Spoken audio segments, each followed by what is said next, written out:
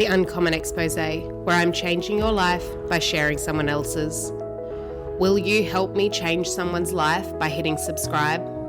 Trigger warning, this episode discusses sexuality, sexual assault, and religious beliefs. If you find any of these things triggering, please do not listen.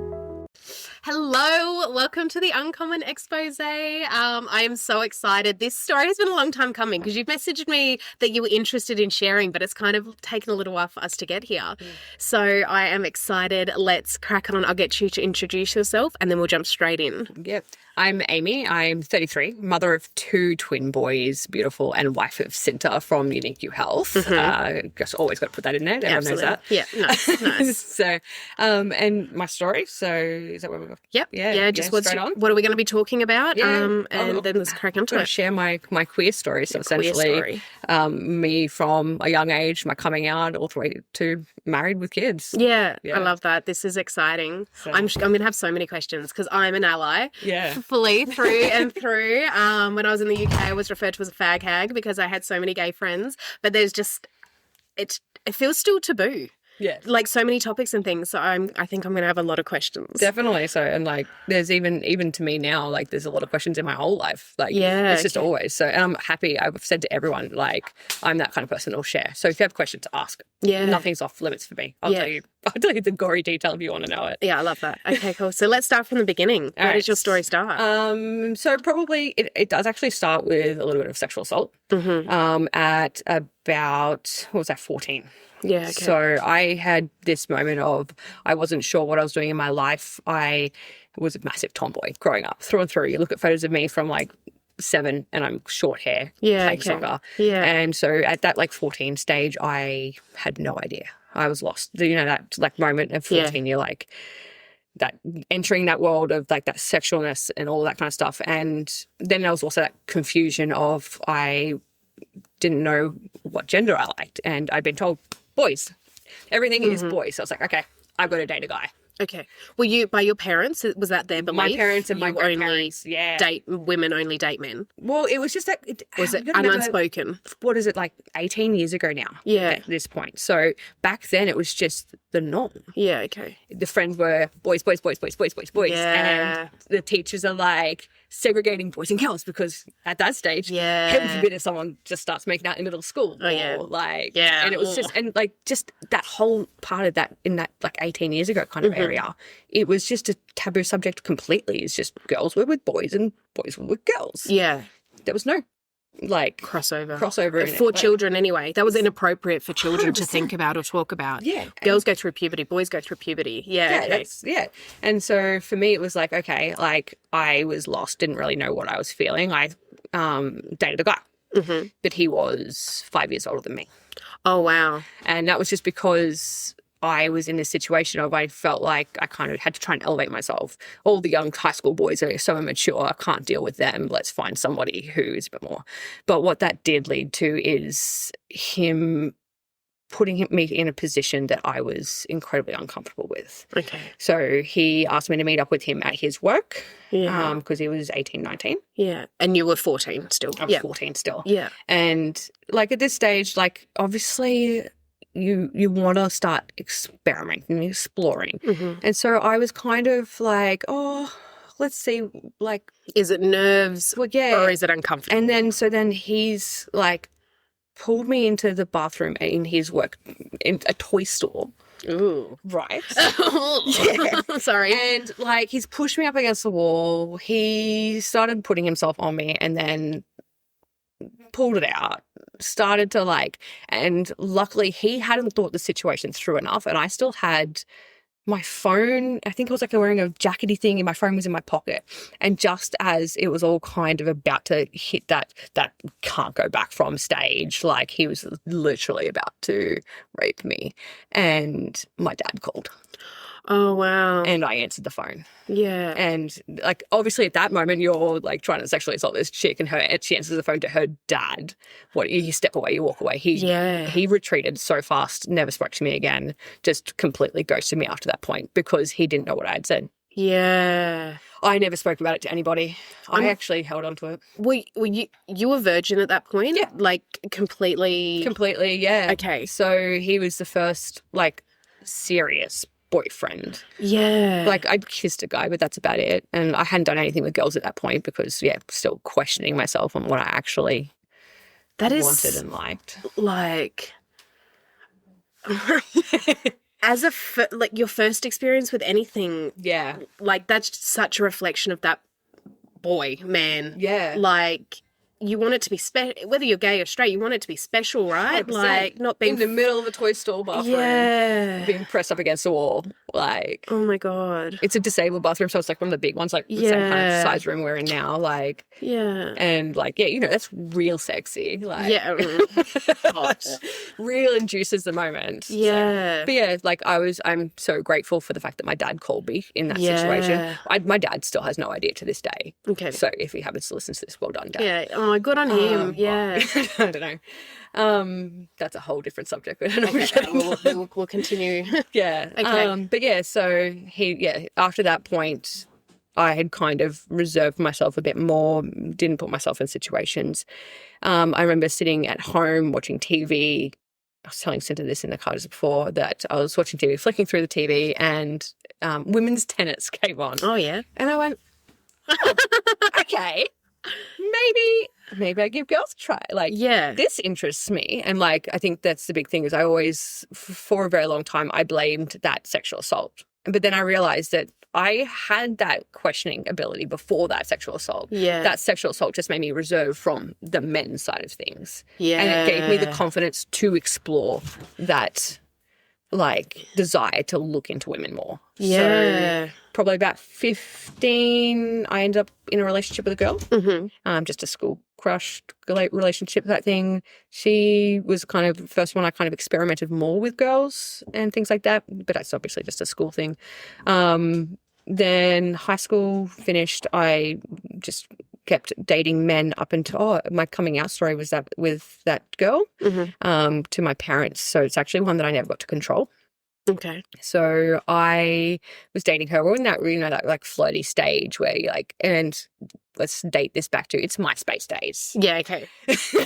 Okay, yeah. We're back in MySpace. That sets the scene. Yeah, so setting the scene there. So MySpace days where like we're in that kind of point in the relationship where she now has my password to my MySpace. Yeah, okay, that's a big deal. Like, and so she has changed my relationship status. And because I'm pretty sure MySpace gave you who you're interested in and what your relationship status was. And she changed it to interested in women and relationship status in a relationship and everything like that. And she called me and I was this person a lesbian? Yeah. Okay. Yeah. She was dedicated and you were still exploring. I was still exploring. I was still keeping my kind of options open, but didn't really know. She was actually younger than me by about a year. Mm-hmm. But we still keep in touch now. Like she kind of set the whole precedence for me and actually gave me the courage to come out into my own zone type thing. So yeah, like I'll always like thank Ashley for what she did in my high school years. So, but so she'd done all that and called me and was like, haha, you should check out your MySpace page, things like that. Yeah. And then I was on the computer, once again, setting a scene, MySpace days. So obviously there's one computer in the house. Yes. It's in the one room. And everyone has access and you all have time limits. Yes. and it dials up. And it dials ding, up. Ding, ding, ding. And my mum called me out of the room. I really now think this is an employee so she could kind of see what I was doing. Right. Called me out of the room and told me, I think it was like, go clean up the clothes so she can do laundry or something like that. And I come back and she's at the computer. I've left my MySpace page up on the screen. She's gone, what's this? And been a sticky bit mum as always. And she turned around and said, Amy, you have some explaining to do. And I was like, well, yes.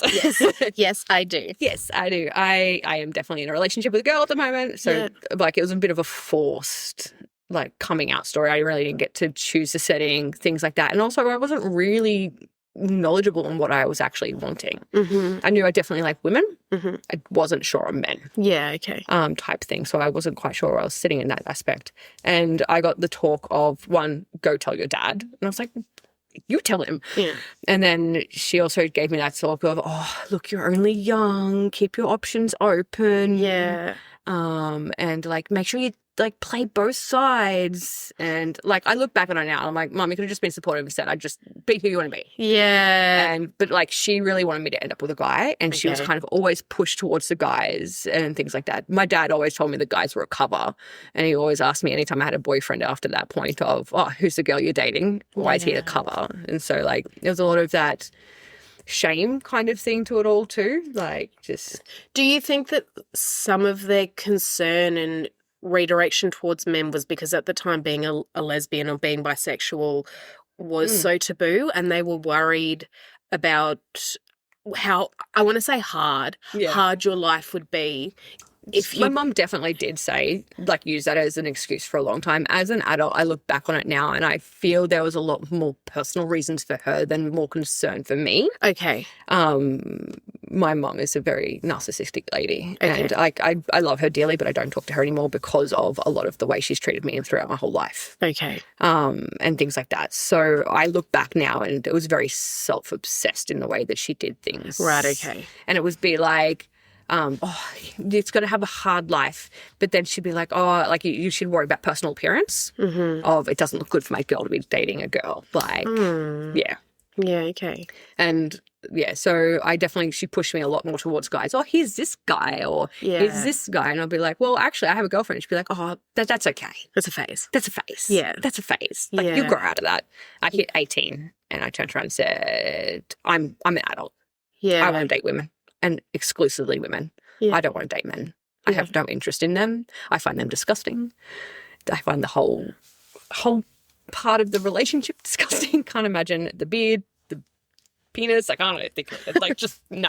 Yeah. So I made that call at 18. They respected it, but you can kind of tell they never really accepted any of my partners from that point on. Right. So okay.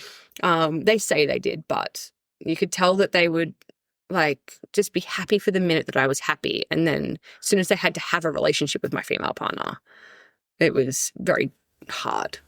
Okay. So that definitely made it harder for me. I didn't tend to bring someone home nearly as much. Yeah. I had a couple more like committed girlfriends for a little bit. The most, it kind of leads into, there's 3 women in my life that led me to where I am now. Mm-hmm. Obviously, one's my wife, one's my ex-wife, and then one is her ex-girlfriend. Oh, wow. Yeah. Can I circle back just quickly? So between the age of 15 and 18 was when you knew you were a lesbian. I dated a couple of different guys. You did date men in that time. And I slept with men too, so I did have intercourse with them and everything like that. Like, I had one committed guy relationship that I was very exclusively like sleeping with him and things like that. Yeah. But it was not fun. Okay. I did not enjoy it. Yeah. I actually can tell you the last time I slept with a guy, I was 18. Mm-hmm. It was a guy I'd known for a couple of years, and he'd moved away and he was visiting, and it was like a one-night stand thing. And literally halfway through the experience, I said, you're going to have to stop. Yeah. It's not doing it for me. Yeah. And he offered a couple of different ways. And I said, no, I'm going to leave the room. Yeah. Do what you need to do. Yeah.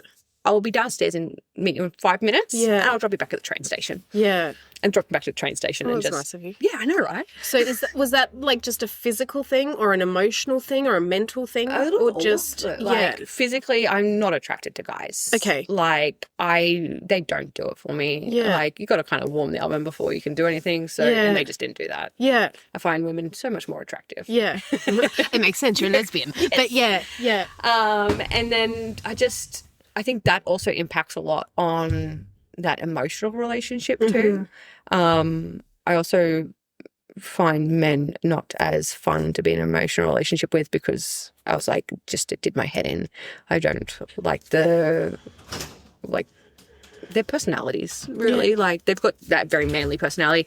I'm a very tomboy person. Like, this is like t-shirts. Do you describe shorts. Yourself as a mask? Yeah. Like, mask? So soft mask is probably the way. So I still hold my feminine traits. I like my boobs. I like to show them off occasionally. Mm-hmm. But I'll generally do that in like a button-up vest that has a t-shirt under it. Or, so I'm going to like show off my curve, show off my feminine physique, but in a mask sense. Yeah, okay then. Yeah. That's really like interesting. Quite funnily, I only discovered that term a couple of weeks ago because of Cinta. And I'd been really struggling with my like clothing, appearance, physique type thing. And I was like, I don't know where I sit. I was like, I'm not like mask, like I don't bind my chest to hide the boobs or anything like that. But I'm not feminine. There's no way. And like tomboy was what I stuck to for a very long time. Yeah. But it's a very childish term. Yeah, okay. So, but yeah, soft mask. Yeah. There you go. See, learning things is so Yeah. And, well, also I guess like that whole, I'm going to say queer domain is evolving. Yes. Like mask was not a thing. Yeah. And now it's soft mask and hard mask. Is that, or just I think it's just mask. Okay. Yeah. Okay. Yeah. Yeah. So, and then you have that whole like just androgynous sense as well. Yeah. And that still sits there in that whole environment too. So. Cool. So now back to the three women. Yeah. Your current wife. Yep. So Cinta, who we love. ex-wife. We love Cinta. And then her ex-girlfriend. Yeah. Which was actually my girlfriend at a stage too. Okay. So it all leads me to kind of where I got to these days. And it really shows, it's quite funny, the lesbian community on how it works. Yeah, okay. Cinta has no relation to any of them, luckily, but they're the catalyst to get me to where I am now. Yeah. So it would have been just after I turned 18, I ended up in a relationship with an old primary school friend. Yeah. She is lovely. Like we dated for a while, but she was not ready to be in a committed relationship where I at that stage, even though I was with a woman, wanted that dream life of I want to get married, have kids by 21. And 21? Yeah, that was my goal. Wow. I was like 11 years late. Yeah. Yeah.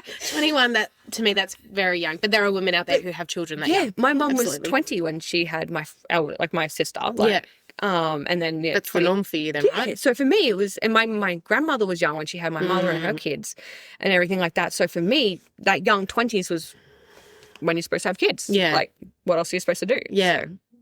So I wanted to be married and everything by 21. I'm 18 at this stage. Yeah. So that was a lot of commitment to put onto somebody else. That's a lot of pressure as well for you. Yes. Yeah. And also I was trying to do a career at the same time. Yeah. I wanted to be a chef. Yeah. So I'm also an apprentice chef throughout all of this. Yeah. And then like that leads a lot into just the queer life as well. So I was 18, a chef, dating this girl named Tanya. Yeah. And we were good. Well, like 8-month relationship or something. So not a very long time, but yeah, 18 it is. 18, yeah, right, Deal, exactly. yeah. So, I was working as a chef, and then I moved to Sydney with her. Yeah. So, because I was living in the Central Coast down in New South Wales. Yeah. So Gosford. Yes. The suburb I was in. So, we were down there. And so we grew up in that town together, and then I moved to Sydney. She also had moved to Sydney, so we spent a lot of time in Sydney together because I was working as a chef in there. Mm-hmm. So with her, we broke up but stayed really good friends and everything like that. And she's like, we're going to meet up with my ex, who I'd heard all of these stories about. Worst person in the world. And I was like, if she's the worst person in the world, why are we hanging out with her? Yeah. I'm so lost. And then in walks Lara, her ex-girlfriend.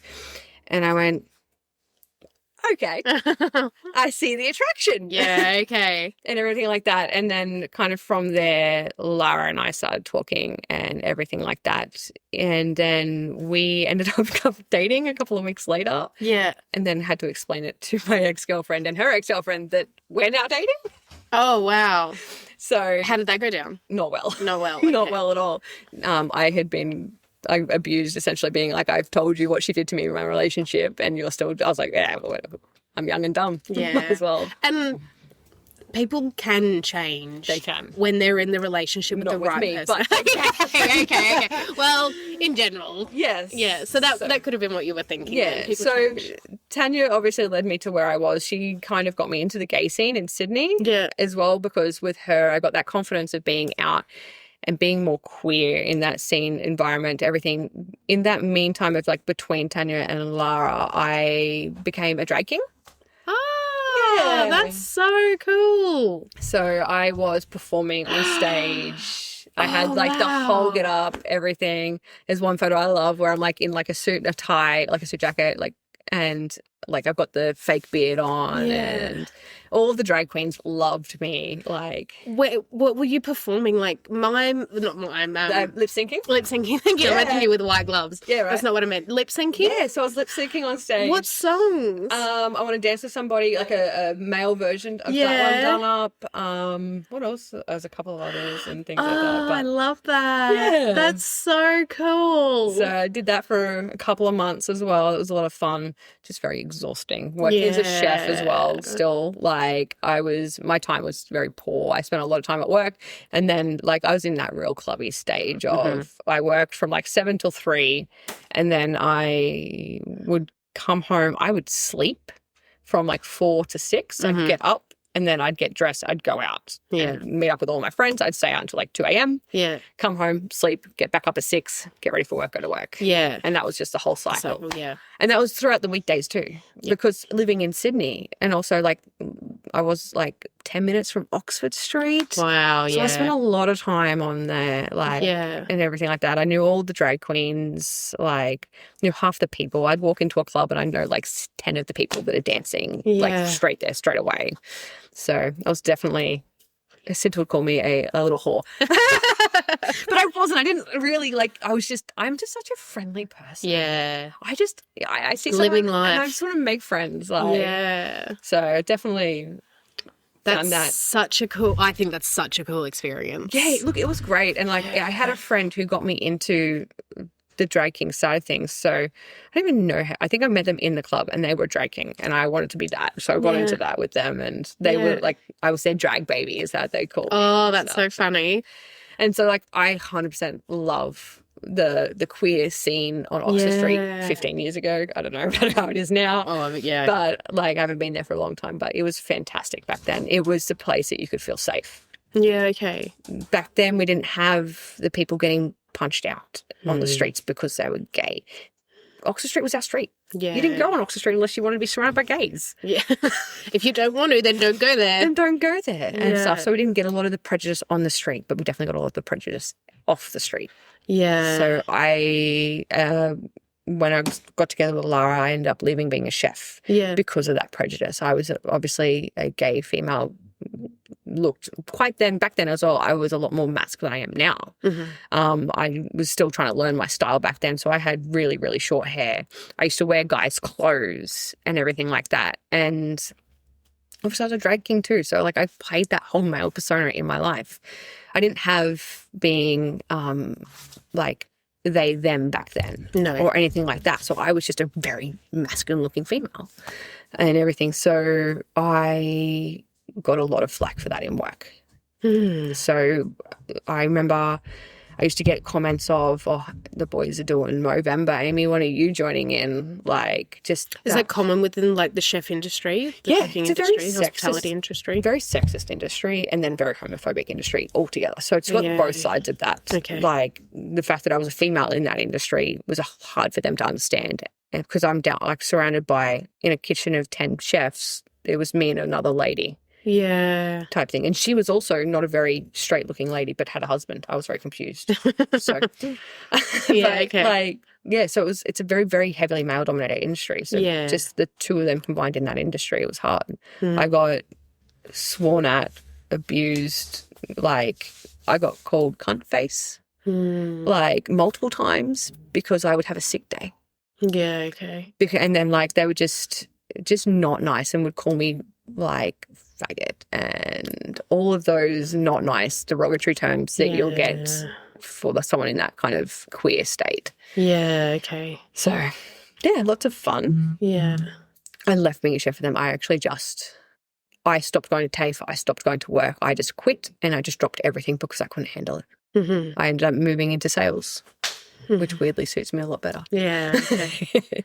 I found that I love talking to people. Yeah. Being a chef, I always struggled with being behind the pass. So the pass is that little space between the kitchen and the front of house. Yeah. Yeah. So I struggled being behind the pass because I wanted to be out there talking to people. Yeah. But also loved cooking. Yeah. So I was definitely not only working out my queer sense, but working out what I now have to do to like live. Yeah. So, but like my story with Lara is pretty like we were 6 years together. And we went through a lot of that stuff together. It was hard to be out on just a general street and be affectionate with your partner. Like, especially back then, like we're sitting, 13 years now, like ago, in early 20s type thing. Like it was hard, but I had a very blessed life it's harder for some others. Yeah. Okay. I look back now and I'm like, yeah, okay, like I got yelled at and things like that, but I never got physically abused, like assaulted or anything like that because of it. And so I've known some people that have definitely received some pretty serious injuries because they were queer or gay or however you want to label them. Like it was, definitely just very hard on that. But yeah, like we stayed together for a while. We got married. But it wasn't legalized. So it's technically called a commitment ceremony. Oh, yeah. So we got committed. Wow. Well, it was a great commitment. It lasted 3 months. Oh, no. Yes. So obviously you were together for 7 and whatever years. Yeah. And then 3 months later. Yeah. So, got through a lot of our relationship for her to 3 months after we had our commitment ceremony. Just walk out. Didn't give me anything. I came home one day, all her clothes were gone. We were living in my parents' house at that stage. My parents had moved to Queensland. So back on the Central Coast, living in that house. I was working as a sales associate for Vodafone. Oh, no, actually, I'd moved to working for cars by that point. So I started my, couple of months before that working in a car industry and selling cars. So I was making good money. I was living I didn't see anything wrong in our relationship. For her mum had stayed for a week in our house for that, and then when her mum left, she left. Oh, wow. Like she just exited with her mum. And I went to work one day and came home and she was gone. When you looked back, did you see signals, signs that something wasn't right for her? Little ones. Like she definitely, you could see that, she wasn't happy in some places, but we're not always happy. So for me, I just went, it was just a phase of unhappiness, but I didn't realize that I was the cause. Right. I just thought that there was something going on and she wasn't happy. Yeah. Her parents had just left. Her parents had sold their childhood home and they were also moving to Queensland, weirdly, but doing a travel around Australia first and things like that. And so I was really good friends with her mum. I was good friends with her dad. I didn't see any red flags. Yeah, okay. She just hid them all very fucking well. Yeah. I remember coming home and trying to call her and she wouldn't answer my phone call and everything like that. I drove to her dad's house where I found out she was staying. So it was a 45-minute drive to get to her dad's house. And I remember getting there, it was 1 a.m. in the morning and I'm slamming on the door being just fucking tell me what I did. What, how did I found out that she says it was a friend, but it was a mutual friend we had been then, I found was spending a lot of time at that house and things like that after that point. And then they're actually in a relationship now. They're married and everything now. So I look back and I'm like, yeah, I was very naive and I didn't believe that you were fooling around with anyone else, but you probably were. Yeah. So did she ever tell you? She said that she just didn't want what I wanted anymore. She didn't want kids. She didn't want. She's married with a child now, by the way. Right.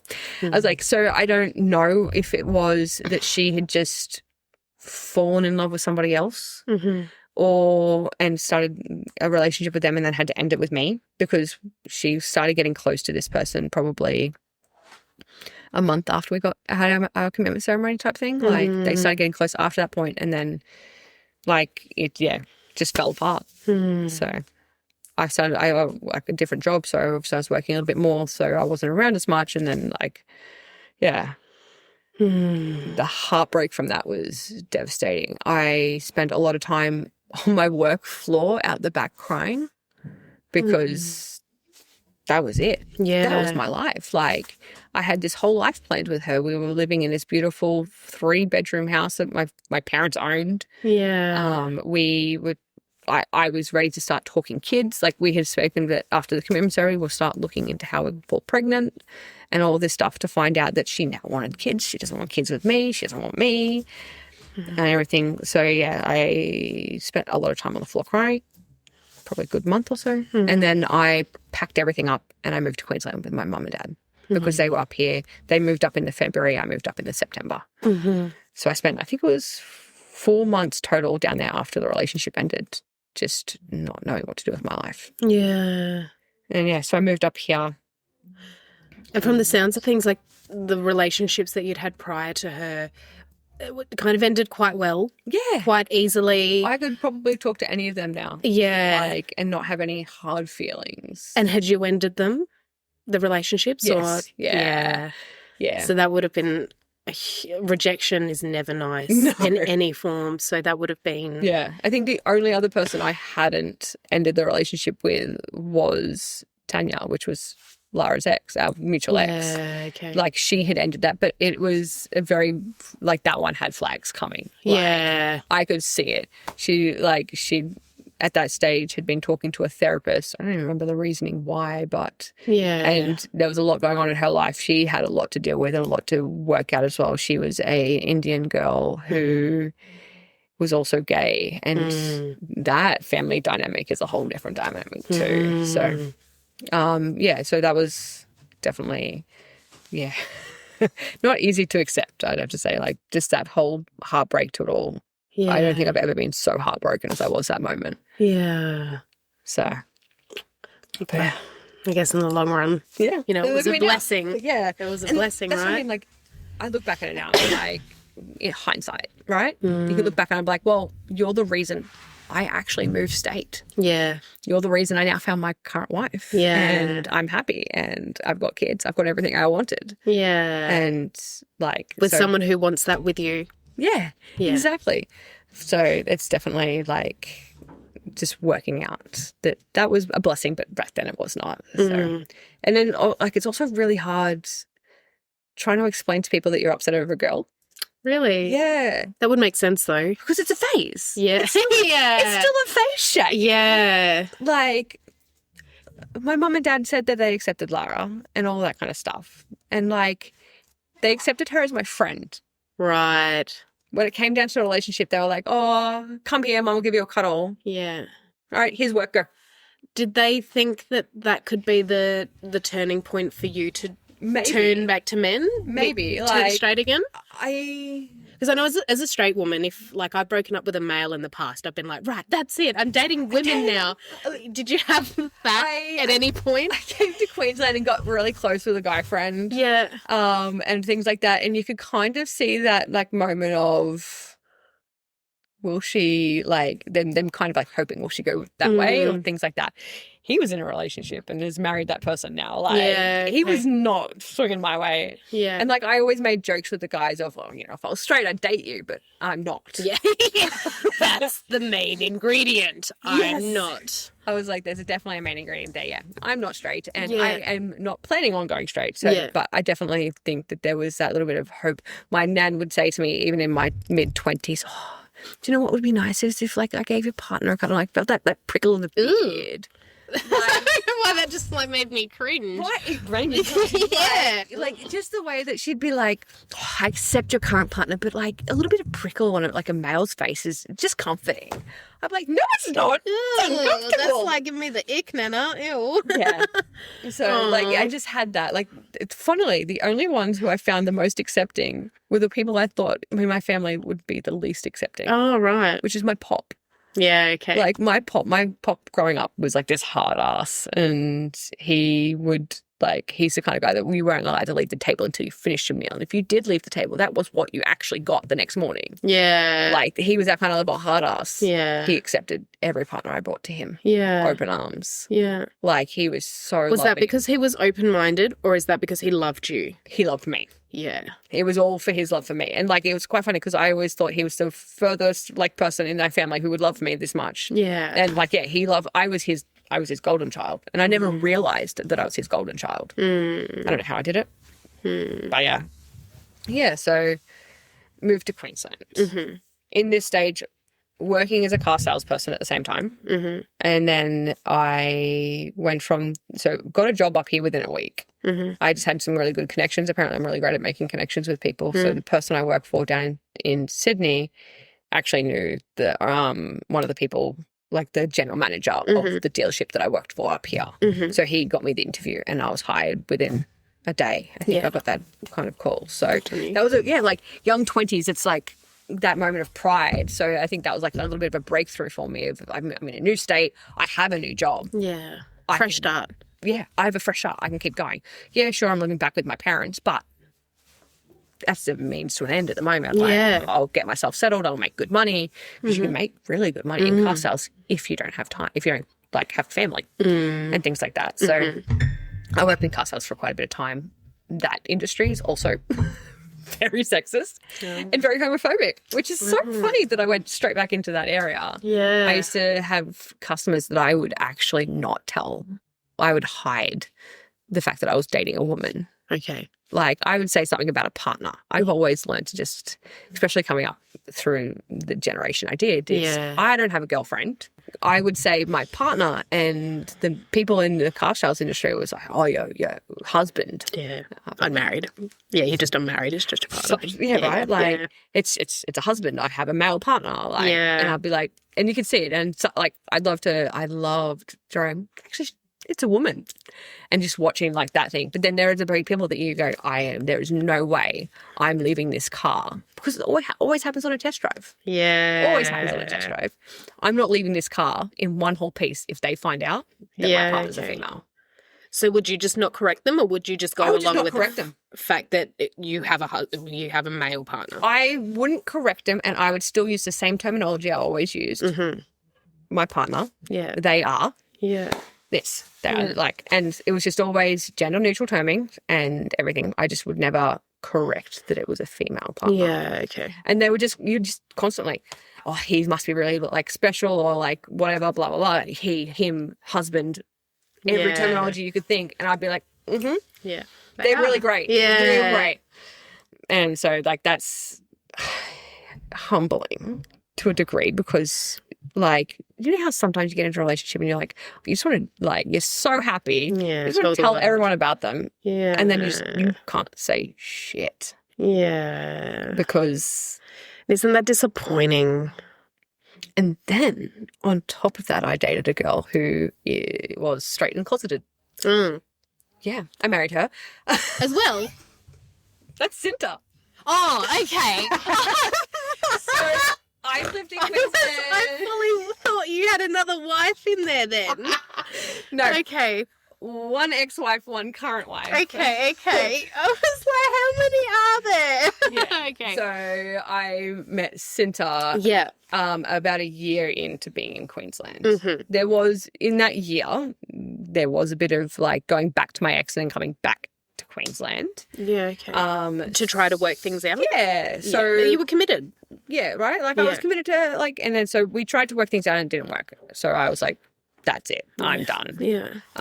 So yeah, I met Cinta and she kind of changed that for me as well. Like I was able to finally actually move on because there was now this new light. Mm-hmm. So I've definitely found she helped a lot of moving out of that space. I wouldn't have been anywhere near that if it wasn't for the move to Queensland and the job I got. I would never have met Cinta. So I'm grateful for my past, even though it was hard. Like, yeah, I got told just because Cinta was away once that she's having an affair. Who told you that? Oh, my boss. Oh. Right? So, like, because he can't fathom two girls being committed to each other. Yeah. That's crazy. Yeah. And so, like, just that. And really, I feel like it's more the men who are going to cheat. Right. Like, it's just what the statistics would say, I would guess. But he was a Muslim male, couldn't fathom. Yeah, right. The only thing that he cared about was the sexual side of it. Because back then, well, not even back then, still now. Yeah. Lesbians and same-sex relationships are, like, just put in this spotlight of, like, it's not natural, but we can watch them fuck.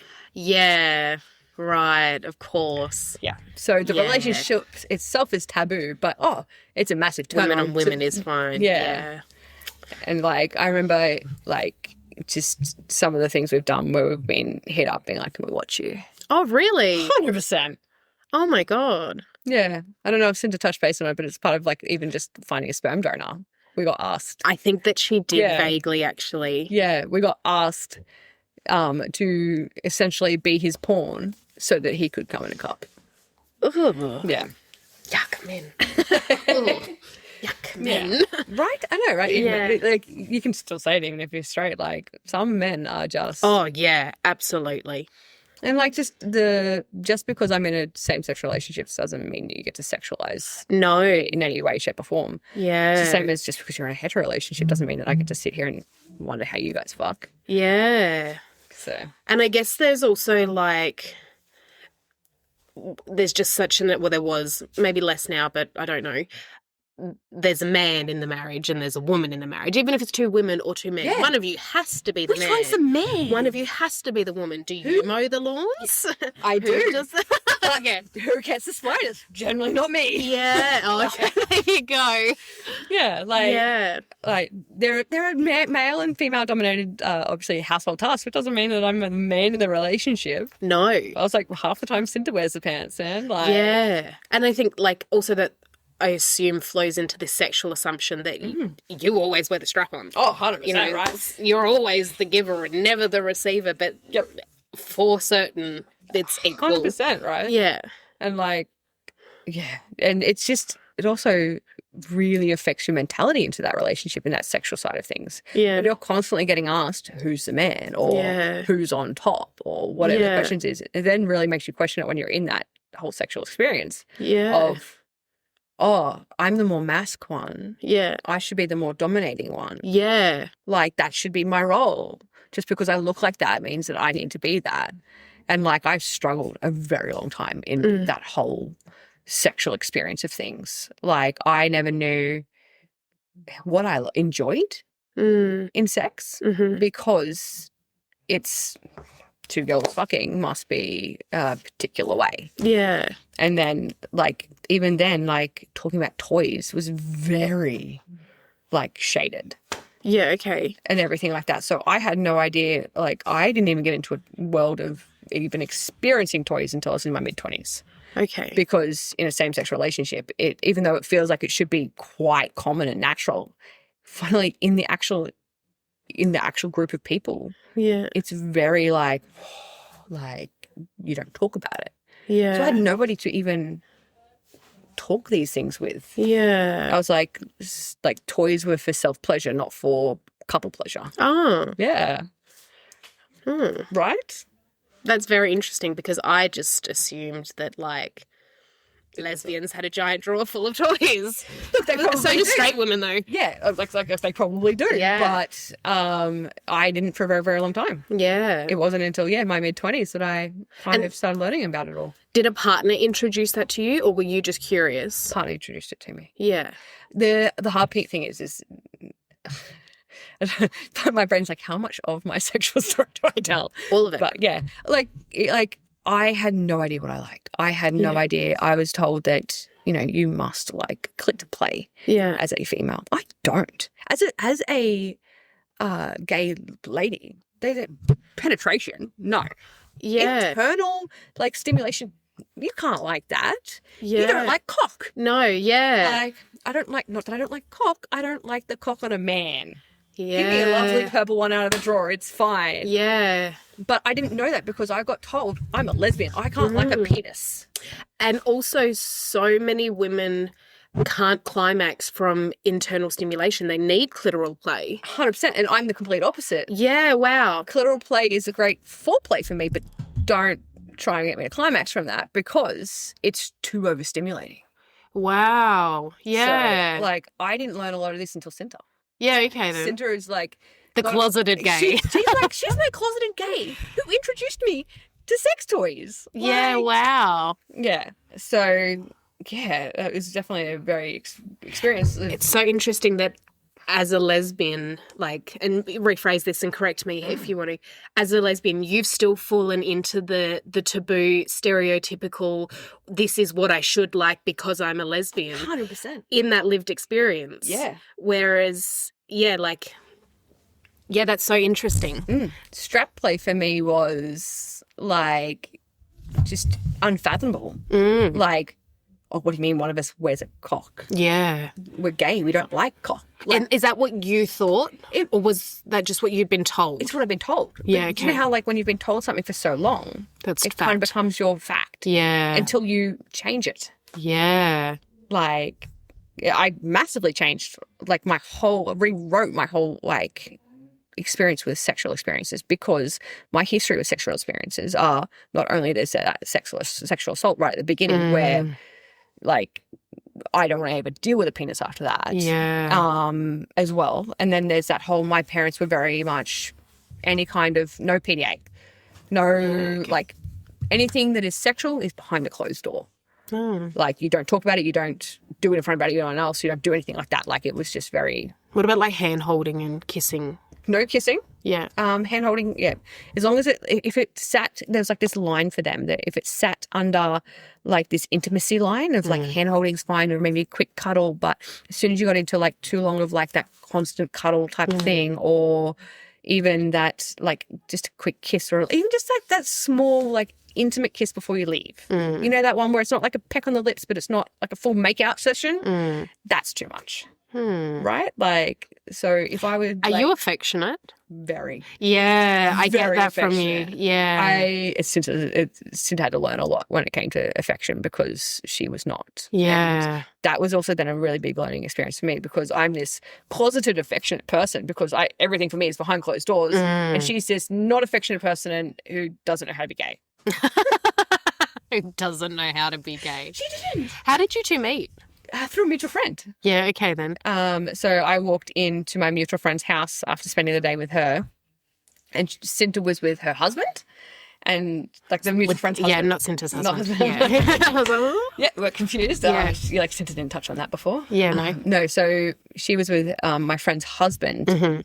Cinta was learning acupuncture at that stage. So she's still deep in like her second year, and was practicing and treating him because he's a massive athlete. And so she was treating him for trying to just help relieve the muscle tenseness and all that kind of stuff. And we thought it would be funny that I walk into that room first, and they thought it would be funny to make moaning sounds. So I walk in the room, and Cinta looks up at me and she goes, "Oh, you're not Donna." I was like, Nope. definitely not, because I was looking forward to seeing her, like the husband. I didn't realize that there was company either. Yeah. And I was like, "And who are you?" Like, I was so thrown off, because obviously there's been tools in the room, like, Yeah. and then it was that moment of like instant attraction. Like, I instantly wanted to be talking to her, and I wanted to get to know her more and things like that. And I think I was literally supposed to be there for 5 minutes. I spent an hour and a half there because we then moved outside, and we were sitting out on the back deck talking, like the four of us type thing. And I just didn't want to leave. Yeah. And I was trying to find a reason to keep talking to her. Oh, that's really sweet. I don't know if you ever tried to find Cinta on Facebook, but it's not easy. Because her and I connected through social media, I didn't have to look for her. So, but I know that her name is very strange. Well, her first name is uncommon. Yeah. And then also she doesn't have her actual surname as her surname. Yeah. So I couldn't find her. Yeah. Her security level was also so high that I couldn't search through my friend's Facebook list to find her. So I spent probably a good 8 hours trying to stalk her. Oh, good on you. To actually be able to just talk to her outside. Who says chivalry's dead? She ended up finding me. Oh. She reached out to me. Yeah. And I was like, oh, okay. At this stage, I just think she's a straight girl. Yeah.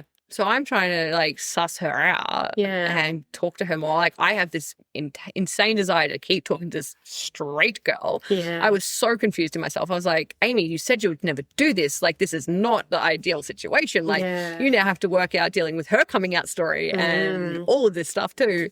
And also, I don't want to be that person I turned to straight girl. It's not for the cocky side of things. Yeah. So I know Cinta did say, and I hope she said this in the podcast, Cinta, I'm so sorry if you told me this as a private thing, but you said to her, are you gay? And she was like, I don't know.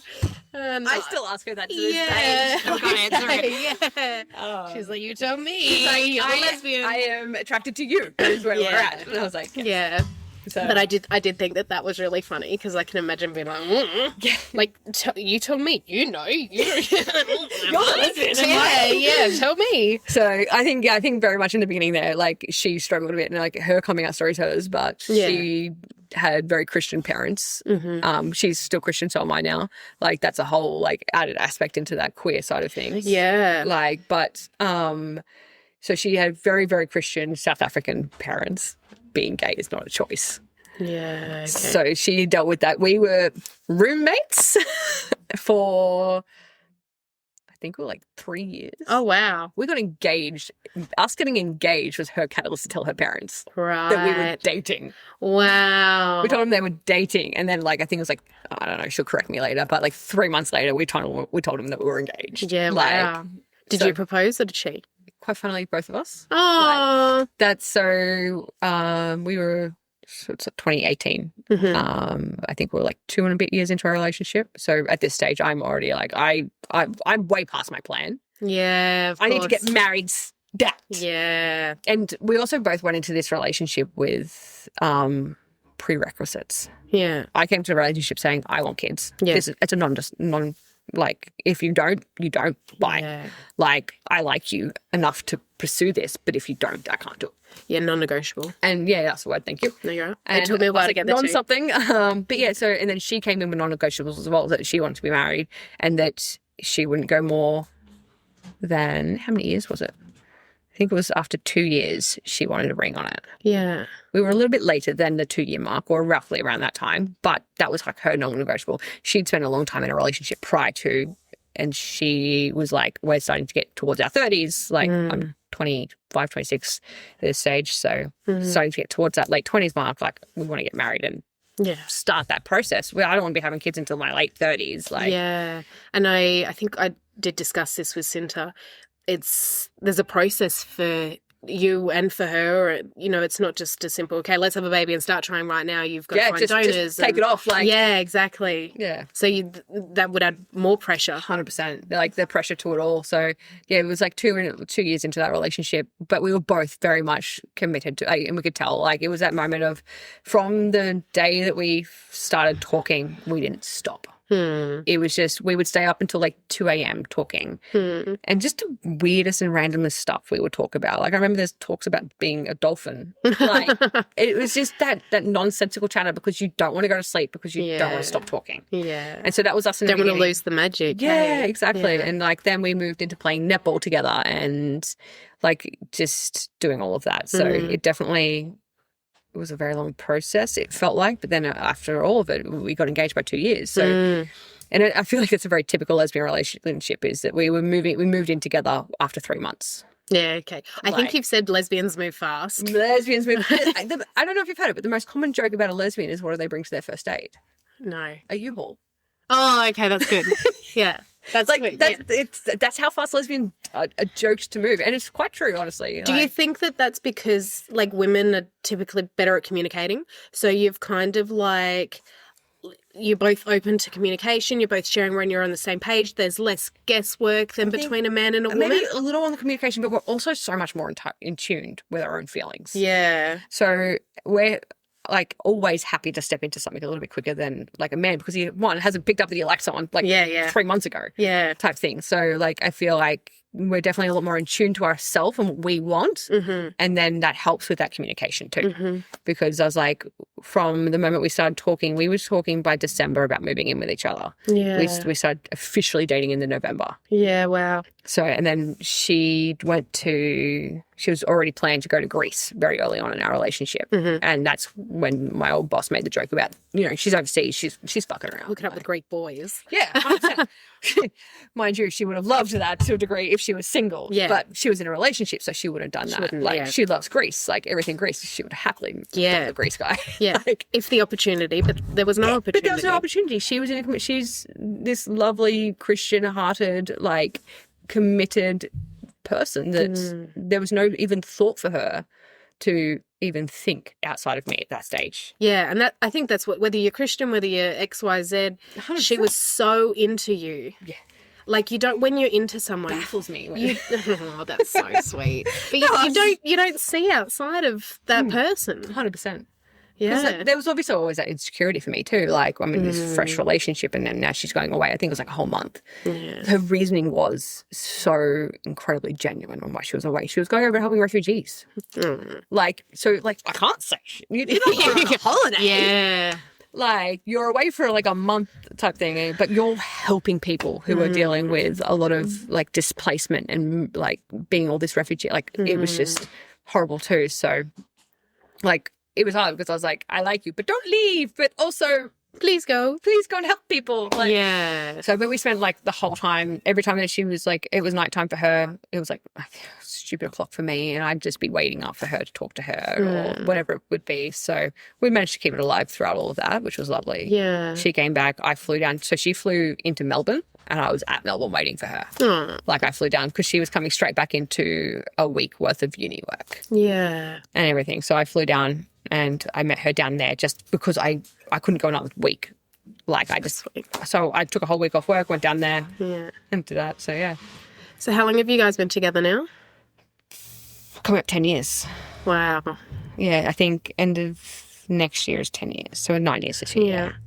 I have to think, honestly. It just feels like it's been an eternity. Like, and you probably feel the same. Once you're married and with kids, you forget how long it's actually been, because even just the last 2 years with the boys has felt like I've had them for my whole life. Yeah, yeah. Like, I can't think about what we really actually did with my time before the boys. Like, yeah, no, absolutely. I feel like I've been with Harry, like there wasn't a time before him. Yeah. There was, because I have memories, but emotionally there wasn't a time before him. No. Yeah, I understand. But yeah, and like, it was, I don't know, right? Like, she's just changed my whole life. She introduced me to so much. She really just she made me confident in who I am, which is really funny to think that the straight girl made the gay confident. Yeah. In not only her sexuality, but in her whole life. Like, but she was the one that gave me the confidence to step more into it, as I was saying before, like sex toys and things like that, and like really get to experience. And even to this day, like, I am once again back to questioning myself in regards to my whole rewritten existence of who I am, because so much is more coming out about being like they, them, and that whole side of things. And I'm like, well, I don't really feel like a female, but I don't feel like a man. Maybe I feel more like I'm in that category. And like, even just questioning that now, I'm like, I never thought that at this stage of my life I'd be questioning my gender. Yeah. So, and yeah, that's something that is, I have so many questions about like gender, and I identify as a female. And so for me, like, it's just straight, like, that's just how it is. And so I find it really interesting to feel confusion, because a body to me is a vessel. Yeah. That's all it is. Like, but for someone who doesn't feel that way, I can't, like, I'm so, like, I want to empathize. I want to understand. Oh, it's, right. It's just a hard thing. Like, I remember growing up, I was always like, never felt like a female. And I was like, oh, maybe I'm a boy. Like, and so that's why when I was always a lot more like mask, I was like, maybe I'm supposed to be a guy. But then I feel like a female half the time. Like, as I said before, I like my curves. I like my boobs. Like, but it doesn't mean I am fully a female, but I'm not a man. Like, so like, I definitely feel like I'm more in that in-between state of just, trying to work out what I am. And like that's the hard part. Like, and even just talking about it, like, you don't feel, because do you know how much of an idiot you sound sometimes to yourself when you're like, am I a girl? Like, I sat there for, like, we started Kung Fu. So I've spent a lot more time around people because it's a purely queer-based Kung Fu. Oh, wow. Yeah. That's really cool. Yeah, so I have a non-binary teacher. They're absolutely amazing. I love them. They're actually my current role model. Like, I want to be them. Is that why you're questioning, do you think? Yes and no. Like, I feel like they've helped and introduced it more into me. Yeah. Because I never, like, as much as I used to be in the queer scene so much growing up, when I moved to Queensland, I was up here for a year, ended up in a committed relationship, never got to experience that, never got out, I don't have a lot of queer friends up in Queensland. I left all of that behind when I moved. So, like, when I lost that relationship with my ex, I didn't just lose her. I lost all the friends I had down there because she made me feel like I couldn't live in that area anymore. I stopped going to queer scenes and stopped going and hanging out with all my drag queens and all that kind of stuff. And I changed a whole different state and then I never felt comfortable enough because I didn't have friends up here to take me out. So I went from being like the most popular person on town to knowing no one. Yeah. It's a huge shift. Yeah. It's a huge shift. But yeah, so stepping back into Kung Fu, I'm now surrounded again. And I've kind of, like, it feels so much more like home because I walk in and I don't care if I talk about my wife. Yeah. And I can just say whatever I want. Well, they know her. She's right next to me. Like, yeah. And there's so many jokes. And like even my instructor, my Sifu, like their partner is part of the class too. And like you just feel so welcomed. So like it's just having that village again is amazing. But like there's a couple of different people there that are non-binary. My favorite music artist right now is non-binary. Yeah. So it's very much like the whole decision of like I've never felt like I really fit in my body. I don't know who I am, but am I just questioning this because it's now who I'm around? Yeah. And is this something that you can like try on for a little while? Like identify as they, them, identify as like a neutral point, and then in 2 years, 6 months, come back and be like, actually, no, I feel more feminine. I've tried that style on and it's not who I am. And you won't be like judged or scorned for, is it gender fluidity? Yeah. There are definitely some people that believe that when you go one way, you can't go another way. Yeah. I don't feel like that. I feel like, honestly, you self-exploration. Yeah, man. Be who you want to be. If who you were 10 years ago isn't who you are now, that's pretty natural, to be honest. Like, just because you liked guys 10 years ago doesn't mean you have to like a guy now. Just because you were a girl then doesn't mean you have to be a girl now. And I feel like it's hard because saying that in the queer area, you feel like you're judging people for flipping or not flipping, or like you don't want people to jump in, then you sound homophobic. Yeah. You're like, look, just be fluid, just be whatever you want to be. And then others people are like, just like choose one. Yeah. And so it's hard. So I don't know, like this is, as I was saying, it's a very new thing for me to even be thinking about. So I was like, Sindra and I were talking about it the other night and I was like, I don't know. I'm like, just think on it more. Just talk. And I was like, it doesn't actually change anything in my life. No. It doesn't change who I am. It doesn't change anything. So if I just want to change my pronouns and it makes me feel happier, then that's fine. I'll do that. Like, but it doesn't have to change anything else. No, it doesn't. And I think that's life. To me, that's life. You try new hobbies, you try new genders, you try new relationships. Like, you have to try these things. And this is why we have these discussions. And this is why I'm so grateful to you and to all the women who are sharing their stories, because there shouldn't be judgment for wanting to explore who you are and trying something new and realizing that that's not who you actually feel like you are. Exactly. This is why these conversations are so important for someone to listen who is so closed-minded and said, no, you have to be this, to now hear a humane side of exploration and self. Yeah. And then hopefully for them to be like, okay, actually, I don't need to be so black and white. Yeah. There's so many different things in the world. Exactly, yeah. So, yeah. Amazing. Thank you so much. I was just saying this. I am so grateful that you've been able to provide this insight into what it's like to be a lesbian. You know, it's not just, oh, you're attracted to women and that's the end of it. You're able to really share why you're not attracted to men, what it is about that dynamic that's not for you. And there are going to be women out there who hear your story and are already probably questioning where they're at in their life. But now that you've been able to verbalize what it's like for you to be a lesbian, they're going to be like, wow, okay, that actually really resonates with me. So thank you so much for having such a good insight into your sexuality. As always, I like to finish these episodes with, if you could go back in time, or if there's someone who's going through a similar situation as what you went through, what would you like to share with them? What information or what do you think is relevant for them? Honestly, for anybody who went through anything I have, or even if it was like back to my younger self, I'd actually just say find your chosen family, because it's all way too hard by yourself. I lost my chosen family, as I was saying to you before, when I moved to Queensland, and that became really hard. So just keep the people who make you feel comfortable, that can help you branch out and learn about yourself, close. Don't lose them. Like, just pick them up and hold them, put them in a bucket. Yeah. Like, they're the people that really will help you. Yeah. And they're the chosen ones, not the ones that are blood. Yeah. Absolutely. The brain is meant to be social and social media is causing that, but that's beautiful. Thank you. Yeah.